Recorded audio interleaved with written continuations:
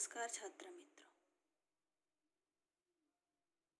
आज हम कक्षा 7वीं की पृष्ठ क्रमांक 2 पर दी हुई फूल और कांटे इस कविता की जानकारी हासिल करने वाले हैं। फूल और कांटे कविता के कवि है अयोध्या सिंह उपाध्याय, जिनका उपनाम है हरिऔंध। आपका जन्म 1865 आजमगढ़ उत्तर प्रदेश में हुआ। मृत्यु 1947 में हुई। आपकी प्रमुख रचनाएं प्रिय प्रवास, पद्य प्रसून, वैदेही वनवास, अधखिला फूल, प्रेम कांता आदि। अयोध्या सिंह उपाध्याय हरिऔंध का परिचय कुछ इस प्रकार है। अयोध्या सिंह उपाध्याय जी का खड़ी बोली हिंदी में प्रारंभिक कवियों में मूर्धन्य स्थान है। मूर्धन्य का मतलब होता है श्रेष्ठ, सिर पर रखने योग्य, यानी सर्वोत्तम स्थान। आप हिंदी के आधार स्तंभ हैं। यानी हिंदी में उन्होंने जो साहित्य का निर्माण किया वो बहुत ही महत्वपूर्ण है, जिसकी नींव पर आज हमारा हिंदी का बहुतांश साहित्य निर्भर है। प्रस्तुत कविता में कवि ने यह स्पष्ट किया है कि मनुष्य विशिष्ट कुल में जन्म नहीं लेने से नहीं बल्कि अपने कर्मों से ही बड़ा बनता है। यहाँ पर कुल का अर्थ होता है वंश, कर्म का अर्थ होता है काम, अपना कार्य। छात्र मित्रों, विचार मंथन में हमें यहाँ पर एक सुवचन दिया है। भूलकर भी न करे भूल, बने फूल नहीं शूल। निम्न आधार पर चर्चा करो। अब चर्चा करने के पूर्व मैं आपको भूल, फूल, शूल इनके अर्थ बताती हूँ। भूल का अर्थ होता है गलती करना। फूल, जो आप सबको अलग अलग प्रकार के फूल पता ही है, जैसे गुलाब, चमेली, कमल आदि के फूल। शूल, शूल का अर्थ होता है कांटा। अब मैं आपको एक प्रश्न पूछती हूँ। मेरा प्रश्न है, आपको फूल अच्छे लगते हैं या शूल? बिल्कुल सही जवाब, आपको फूल अच्छे लगते हैं। क्या कारण है बच्चों इसका? हाँ, आपने बिल्कुल सही जवाब दिया। फूल हमारी मदद करते हैं। फूल हमें सुगंध देते हैं, खुशबू देते हैं। फूल को देखकर हमारा मन प्रसन्न होता है, हमें खुशी मिलती है। यानी हमारी खुशी का कारण, हमारी उमंग का कारण फूल है। इसीलिए सबको फूल ही अच्छे लगते। उल्टा शूल क्या करते? हमें दर्द देते हैं, चुभन देते हैं, इसीलिए वो हमें अच्छे नहीं लगते। इसीलिए यहाँ पर इस वचन को दिया ही है कि भूल कर भी, गलती से भी हम अपने आप को शूल ना बनाइए। हमें खुद को फूल जैसा ही बनाना है और अपनी खुद की खुशबू को सभी तरफ फैलाना है। अब फूल और कांटे इस कविता के एक एक पद को हम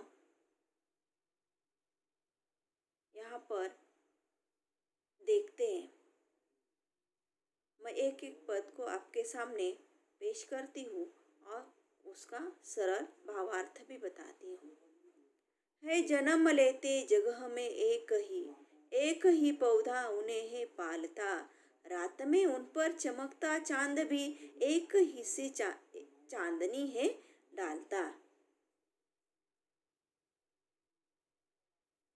देखो छात्रों, यहाँ पर फूल और कांटे, इनका उगम स्थान या उनका जन्म एक ही जगह पर हुआ है, यानी कि एक ही पौधे पर उनका जन्म होता है।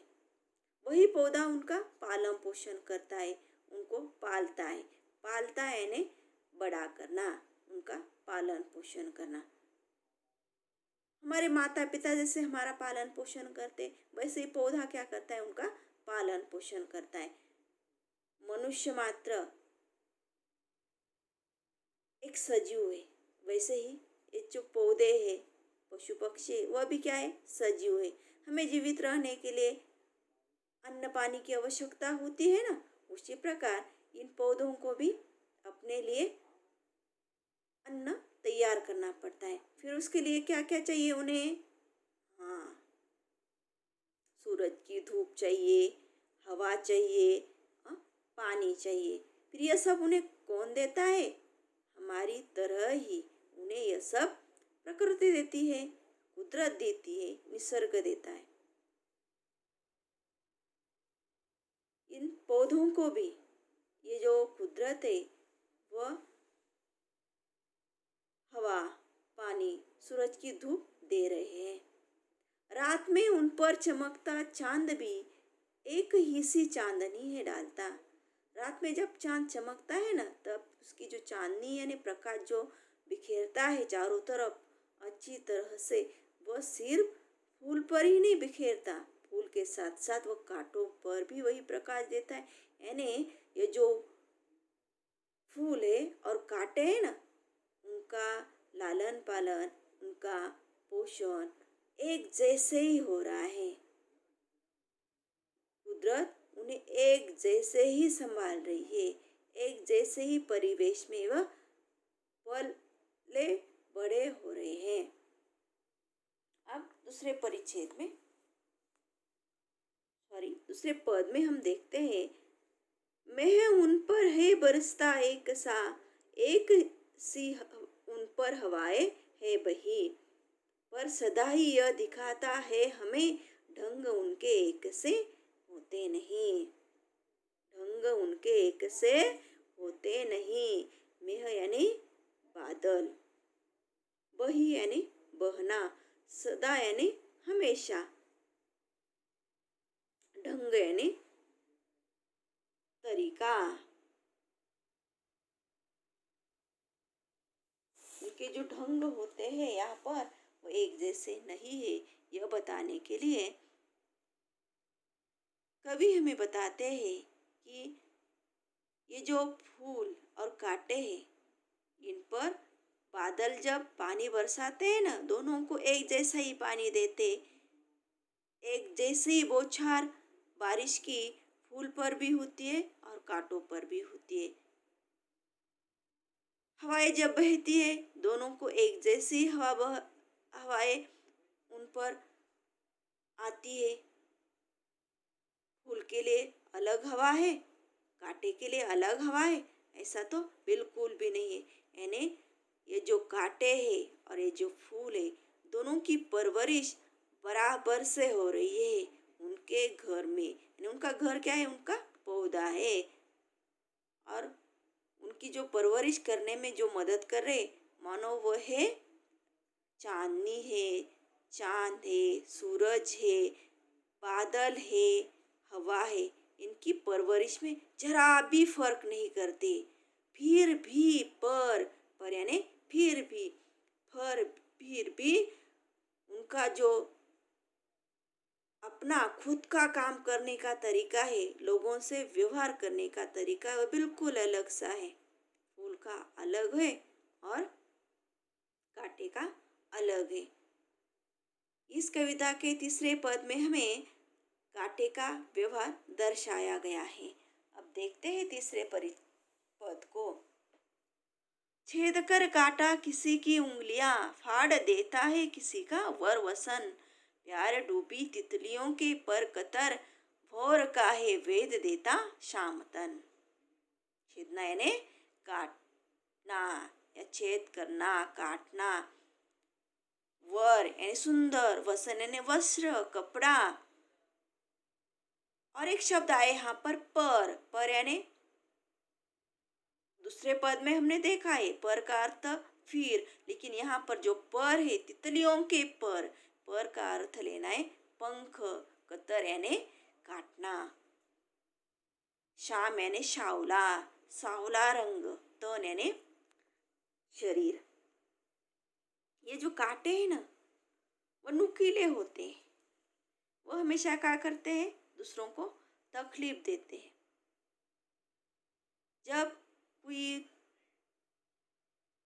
फूल तोड़ने के लिए चला जाता है, अपना हाथ आगे करता है, हाथ आगे बढ़ाता है, तो उनके हाथ की उंगलियों को वो कांटे चुभते हैं। कभी कभी तो इतना दर्द होता है कि उन उंगलियों से खून भी निकल आता है। वो कांटे इतनी तकलीफ देते हैं, इतने नुकीले होते हैं। जब कोई वहां से गुजरता है तो उनके जो सुंदर वस्त्र होते, कपड़ा होता है, वह फट जाता है। हमारा दुपट्टा है, वह भी कभी कभी अगर ऐसे कांटों में फंस जाता है तो कांटे उन्हें क्या करते हैं? बिल्कुल सही, कांटा क्या करता है? उन्हें फाड़ देता है, उन्हें अच्छे से नहीं छोड़ता। कांटों का स्वभाव ही है दूसरों को तकलीफ देना। कांटा दूसरों के बारे में अच्छा सोचता ही नहीं। अगर वो सोचता होता तो दूसरों को तकलीफ क्यों देता? इसीलिए उसका स्वभाव है। फिर आगे कांटे के स्वभाव के बारे में ही दिया है। जब तितलियां